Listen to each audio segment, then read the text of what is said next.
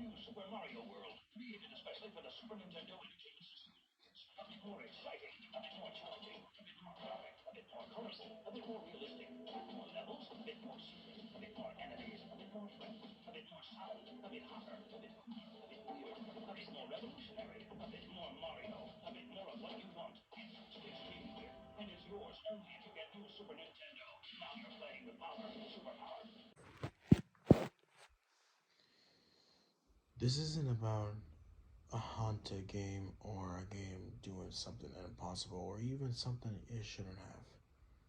This isn't about a glitch or a hidden cynic message, and at no time did I phone Nintendo headquarters only to have my questions answered with hush whispers or anguish screams. This story is about a game feature that I don't think anyone else has unlocked. No ghosts, no conspiracles, just a secret we were all supposed to find, but never did. Something that changed the entire generation of childhoods and the very sense of a multiple million billion dollar franchise. This is about what I assume to be the previously undiscovered the alternate ending of the Super Mario World for the Super Nintendo. In 1996, I received my first computer as a birthday gift. I've been on the internet before and had used computers before, but it had always been in school or at a friend's house. But this one is mine. I explored the crude, prehistoric web of the time with great interest. I downloaded all sorts of all pornography,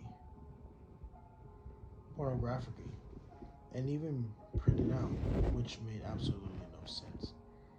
I also pirated media like Madman music, games, or anything. This is where I first discovered Mario World. I never had a Super Nintendo as a little kid, so it was all new to me. I downloaded tons of games along with the SNES emulator, but Mario World is my favorite. For over a decade, the same Mario World, the same Mario World ROM was my time wasting hobby. I played it over and over again, beating the game faster and faster until I began to lazily explore the worlds with no peculiar purpose. The game genie codes helped immensely. I could turn off the timer and relive in a particularly entering the map for an hour as I waited for a download or any numbers of boring events. It was in this manner that I must be and repeating the game a thousand upon a thousand of times. There was comfort in observe impulsive behavior of this routine, but all of that was shattered when I saw the blind boo. The blind boo, as I referred to it, was hovering over the exit from the haunted sunken ship levels later on the game. I call it a blind because it actually had no visible eyes. It was like someone had made a lazy ROM hack, but I knew from years upon years of experiencing that this was a normal game. The blind boo was just hanging there over the exit pipe, blocking it. I turned my back on it, but it didn't chase me. How could it? It didn't even see me. But then I noticed something else out of sorts. There was a keyhole and a key misplaced above the exit. The keys and keyholes are such art ways of ending a level in an alternative manner and discovering secret areas. Still, this didn't belong there, and I knew it. For a moment, I considered the fact that I actually broken a ROM file from overused. After taking a screenshot specifically to show all of you Mario Bros. Fans out there, I pick up the key and open the door, figuring the game seized up and I have to restart. But instead, it opened up the new path on the map selection screen.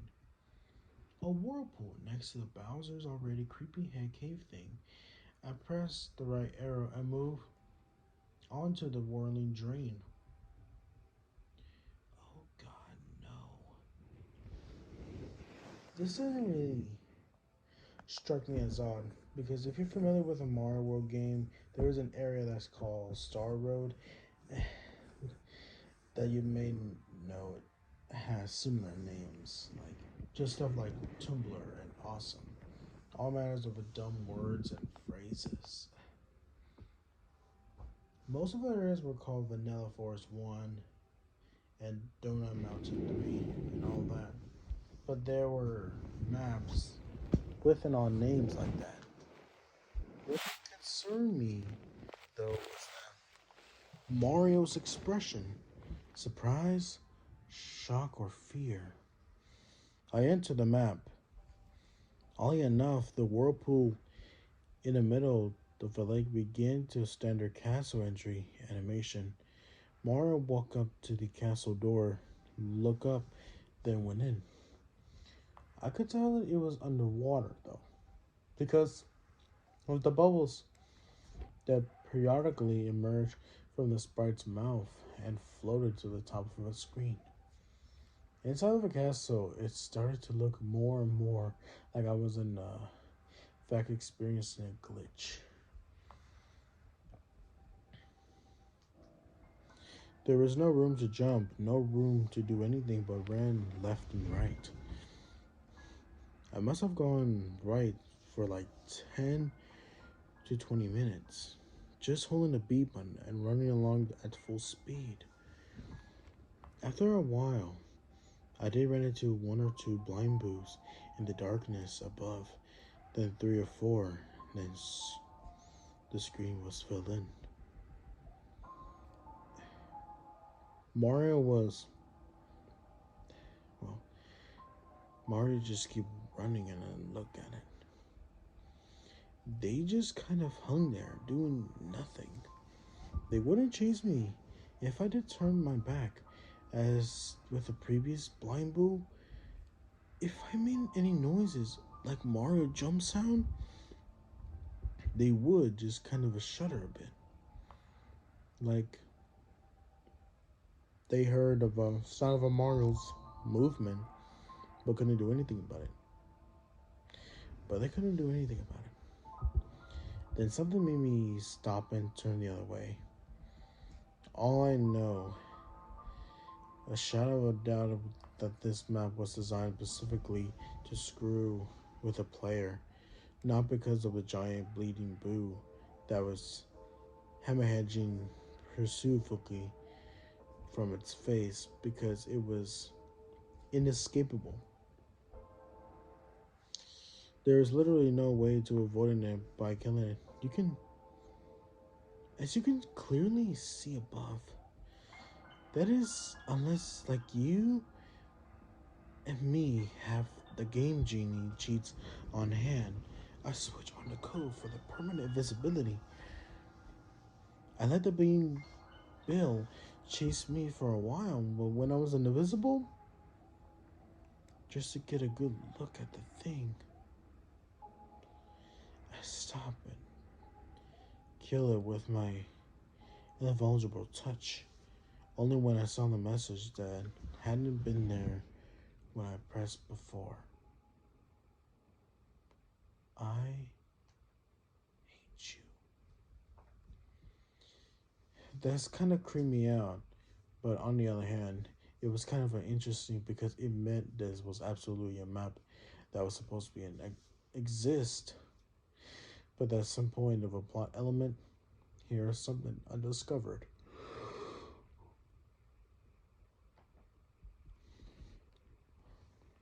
What does it mean? Who hate me? King Koopa seems the obvious answer, or maybe it was just a ghost. When you're in a haunted castle, that you find a way to a haunted ship, a bloody-looking message, hate messages that isn't so unbelievable. I saw it again as I approached some giant boo.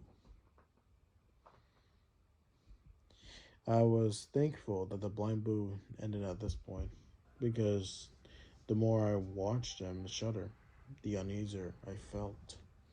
The most empathic towards them, etc.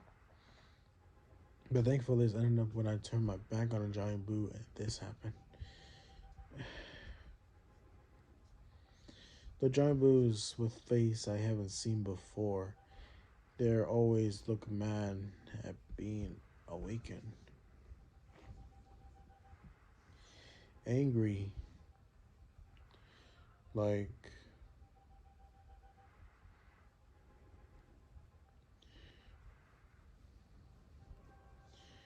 that you're invading their haunted houses across the Mario World Island. But this was different. And they look gleeful, demented.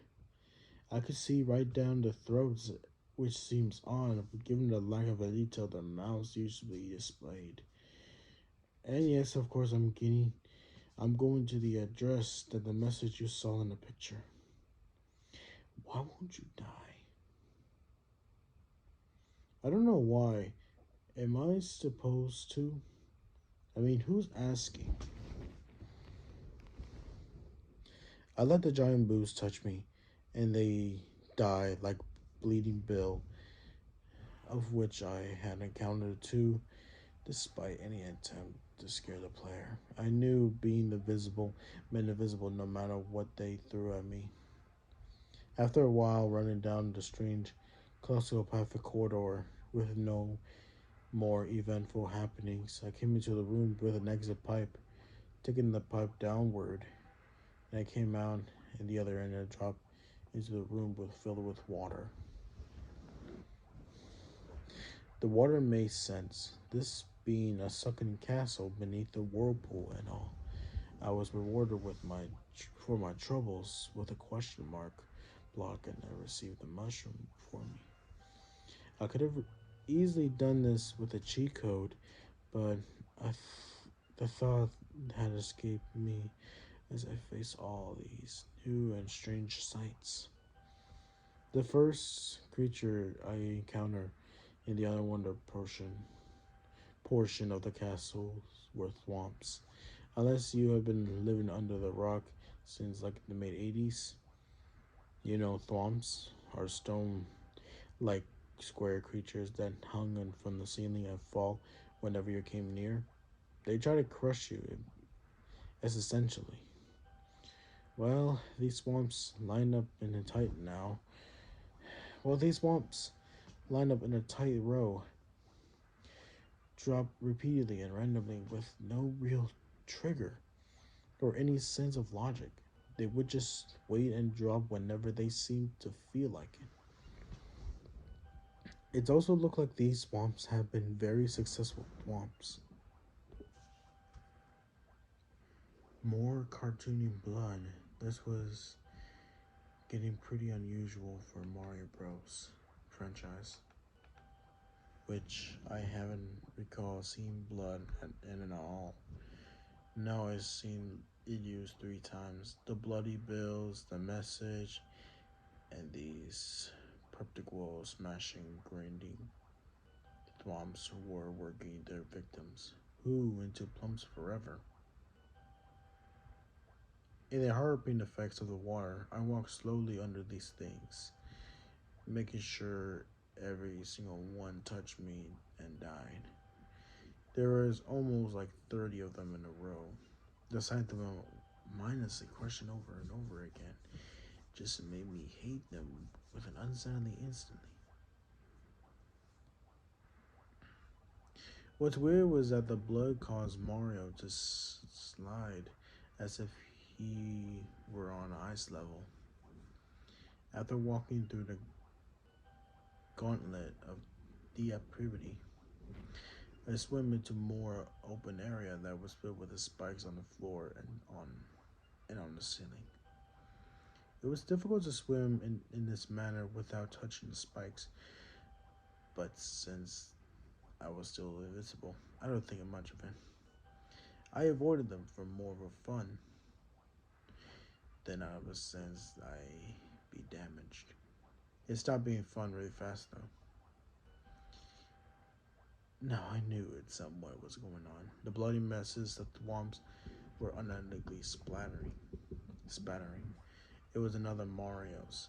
Past Marios who had tried their traverse this level and failed. I have to admit, this was an excellent touch.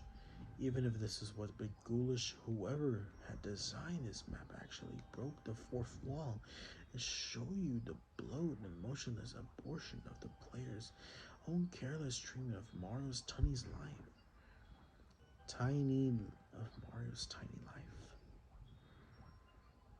The body only floated straight up and down a tiny bit, as if to show the effects of light current. It was genius, and I couldn't believe I might be the first and only person to ever saw this.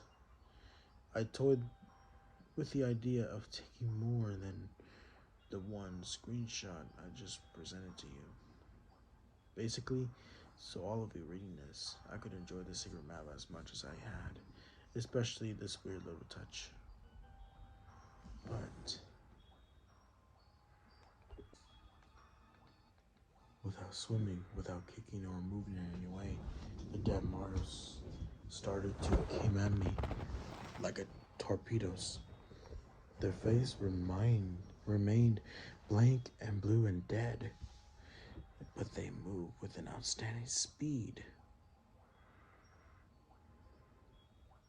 They angle and position and work all sorts of unique trajectories that left me almost nowhere to move. They continued coming at me and swarming and backing up and trying again. And I just couldn't bring myself to let them touch me. I moved with more speed and skill than I ever exerted, frankly, trying to keep Mario free from this drowning victims that seems dead on rocketing straight into him. But when I finally reached the purple pipe you see above, there I had to be 10 of those things right behind, pitching, turning, and chasing me. I entered the pipe as fast as I could. Thankfully, that would work properly and had Mario out of that situation in a heartbeat. The corridor that followed was empty, and thankfully, it was just a blue underwater hallway of sorts with nothing to avoid or kill. It was boring and predictable, like the game had been all these years, which brought back a sense of safety. At the end of a hallway, I came to the standard pair of doors you enter to face the final boss. Beside the doorway, a mushroom power-up. I didn't touch that shit. Going through the door as you expected, the typical change of the map's view occurred, and Mario was standing on the Unibocus bridge over a boiling lava. Or it had been blood all along. But when Mario walked onto the bridge, however, there was no boss creature. But instead, Mario immediately looked on the side of it froze. And I couldn't control him anymore. He just stood there. Keep looking until you see it. I didn't even expect it. You notice it right away. I didn't even see it at first, but if you still haven't spotted that thing, then look in the third window from the left. There is some sort of a third person in the window. FYI, that's not usually there. Mars seems to regain his composure and looked back and forth slowly. Surveying the room, there was still no boss. and I still couldn't control him. So I stopped trying and just watched. This went on and on for what seems like forever. Nothing happened. Then a familiar face walked in from the right, dressed in green, tall and angry. It was Luigi. Mario recalled in horror. It's difficult to say that without thinking it, how crazy it sounds, but Mario really reeled back with a sense of terror that was uncharacteristic with such a happy-go-lucky mascot like him. Then Luigi spoke. You thought Koopa would work alone? It was all connected now. The message scrawled on the wall, I hate you and why won't you die? Luigi. He's always been Mario's brother. The player too. The one who doesn't get the princess. In these early games, no matter how identical he is to Mario in skill set and ability and treasures and bravery, at the end of the day, the game is Super Mario Brothers. And he was just the brother. How did he must have hated Mario? Who among us wouldn't? Think about it, no matter what happens, Mario always comes back. No matter how many corpses he leaves littering the battlefield, he always there once more to leap and cheer and get all the abortion. And Koopa had to work alone. I didn't know what that meant at first, if anything, but again, you just had to think of it, though. How exactly does King Koopa consistently succeed in kidnapping the princess? From day one, from the original Mario Bros. Onward, it had always been an inside job. Still unable to control the character, I watched Mario simply cowered into fear as Luigi leaped high into the air, as high as he could in Mario 2, the bastard child of franchise. He jumped at a pathetic, weeping Mario and again and again and again. I was powerless to stop it. When he was done, he seems like at he seems to look at Mario's lap body with his overwhelming rage. Then the bridge started to disappear soon. Mario would have died. As I look on, I had an irrational thought it would be impermanent. Within an instant, as Luigi turned into seemingly a strike at a victory pose, like he had beaten it in a level, Mario awkwardly got into his feet and took him by surprise.